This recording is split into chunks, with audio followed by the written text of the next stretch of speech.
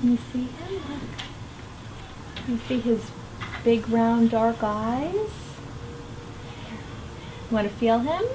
I'll let him sit on you. Let's put him on you, maybe.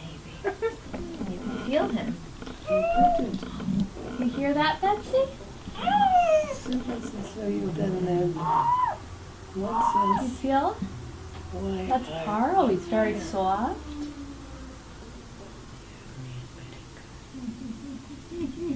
Betsy?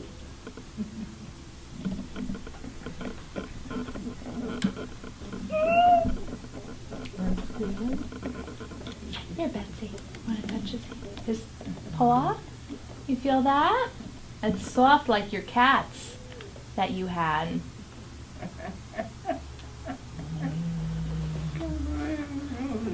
Can you see? Here.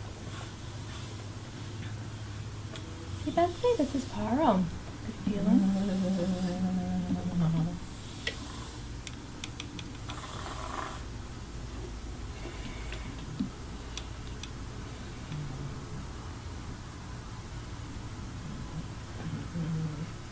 Remember me?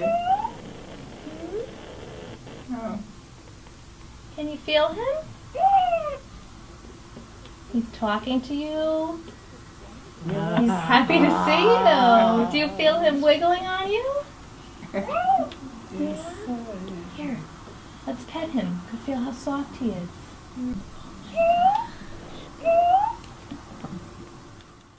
So to tell you a little bit about Betsy and her history, Betsy came to us when Hurricane Katrina hit. She was living in New Orleans. She had a sister who she was very close to down there. She had also a teenage son, and she was diagnosed with early onset. And right before Katrina hit, she was placed into a setting similar to this in New Orleans. And when Hurricane Katrina hit, they had to be evacuated. And she has a sister who lives locally in Westport, the next town over, so she was brought up here, closer to her sister. And when Betsy came to us, Betsy was just full of energy and zest. Betsy loved dancing. Betsy loved music. She would stand up in programs and dance and sing. Betsy loved iced tea, and every day would ask for iced tea to where they had it stocked in the fridge with her name on it. Very, very distinct, very energetic, just a really great spirit. Loved animals. Any picture she would pass in the hall that was of an animal, she would always comment about it. Loved cats specifically. So I definitely thought of her in introducing PARO, just because of her love of animals. And also because, you know, Betsy, with early onset, has progressed pretty quickly with this disease. The person she is with us today is very different than who she was when she first came to us.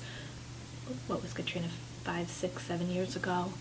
And so she becomes a bit agitated, a bit anxious. She'll often call out or reach out and fiddle in her chair. So I thought PARO, combined with that calming effect and also her love of animals, that she would really respond well and benefit from him. And so we introduced PARO with Betsy a few weeks ago, and she definitely responded. You know, she made eye contact, she reacted to him, she laughed, she smiled, and I think it definitely brought back many good memories for her.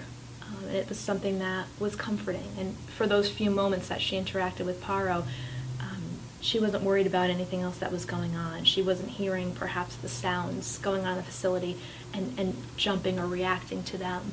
Having lived through Katrina and what she did, especially with dementia, I'm sure there are a lot of not so pleasant memories ingrained in her mind, and that might be why she reacts the way she does to different sounds and stimuli. So I think for those few moments with PARO, they were just great moments for her, where she just was at peace, she was calm, she was engaged, she was smiling, and really had a positive experience that I'm sure carried through. Again, you know, with dementia, that feeling lasts. So you might not remember what made you feel happy. She might not remember PARO 10 minutes later, but she knows that she still had a feeling of happiness and peace within her. In this clip with Danielle and her residents, Danielle shows us once again the value of not rushing and the benefit of the purposeful waiting. Sit on you? Danielle shows us the importance of knowing the past history of the person, their story, and uses this as she reflects with Betsy about her love of animals. Paw? You feel that? It's soft like your cat's that you had. Feel him. The soft fur might remind her of the cats she had. She uses and values deliberate waiting, giving Betsy time to respond. PARO, he's very soft. She goes slowly as she sits at eye level, non-threatening in her physical position, Betsy? and finally you see the response.